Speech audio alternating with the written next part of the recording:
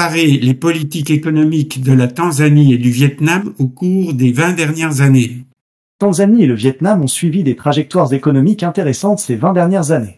Les deux pays ont misé sur l'ouverture commerciale et les investissements étrangers pour stimuler leur croissance. Cependant, leurs stratégies et leurs résultats divergent sur certains points. Le Vietnam a connu une croissance économique rapide et soutenue, tirée par ses exportations manufacturières. Le pays s'est positionné comme une plateforme de production compétitive dans des secteurs comme le textile, l'électronique et les télécommunications. Cette orientation industrielle a permis au Vietnam de créer de nombreux emplois et de réduire la pauvreté. La Tanzanie, quant à elle, a fondé son développement sur ses ressources naturelles, notamment l'or, le diamant et le gaz naturel. Bien que cela ait contribué à... Palais se traduit par brassage. Tu te mélanges les pédales là. Que sais-tu sur la zoosémiotique? Zoosémiotique, c'est passionnant. C'est comme si on plongeait dans un monde secret où les animaux ont leur propre langage, fait de sons, de gestes, d'odeurs. On découvre que les éléphants parlent à des kilomètres de distance avec des sons trop graves pour nos oreilles, ou que les abeilles font une danse compliquée pour indiquer le chemin des meilleures fleurs. C'est un peu comme si on apprenait à déchiffrer un code, à comprendre les signes que les animaux s'envoient. Ça nous aide à mieux les connaître, à mieux les protéger. Tu m'expliquer pourquoi il pleut des cordes aujourd'hui, alors qu'hier, c'était la canicule. Cette chose si imprévisible. Hier on avait la canicule, et aujourd'hui il pleut des cordes.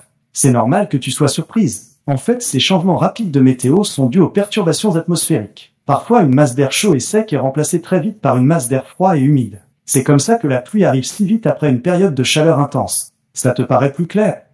Tu me décrire la place de la Libération à Dijon et me dire quel événement historique s'y est déroulé.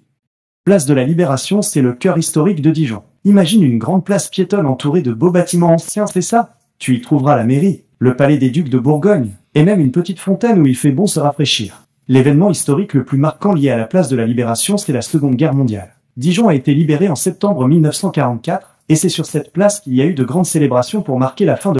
Créer un poème de 4 vers sur la moutarde de Dijon.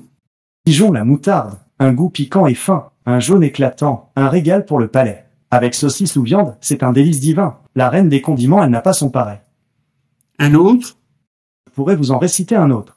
De Dijon, la moutarde, un trésor culinaire, pique nos papilles, c'est un vrai délice. Avec une saucisse ou un bon morceau de bœuf, elle ajoute une touche savoureuse. C'est un chef-d'œuvre. Quels sont les principaux avantages et inconvénients des Chromebooks par rapport aux ordinateurs portables traditionnels? Les Chromebooks ont plusieurs avantages. D'abord, ils sont généralement moins chers que les ordinateurs portables classiques. Ensuite, ils démarrent super vite et sont moins sensibles aux virus. Enfin, comme ils fonctionnent avec le système d'exploitation Chrome OS, les mises à jour se font automatiquement, c'est pratique. Mais attention, les Chromebooks ne conviennent pas à tout le monde. Si tu as besoin d'utiliser des logiciels spécifiques ou de stocker beaucoup de fichiers lourds, un Chromebook risque de ne pas suffire. Aussi, si tu préfères personnaliser ton ordinateur avec plein de programmes différents, tu risques d'être un peu limité avec Chrome OS. C'est terminé. Voici la deuxième présentation de Gemini Live sur un téléphone Pixel. Si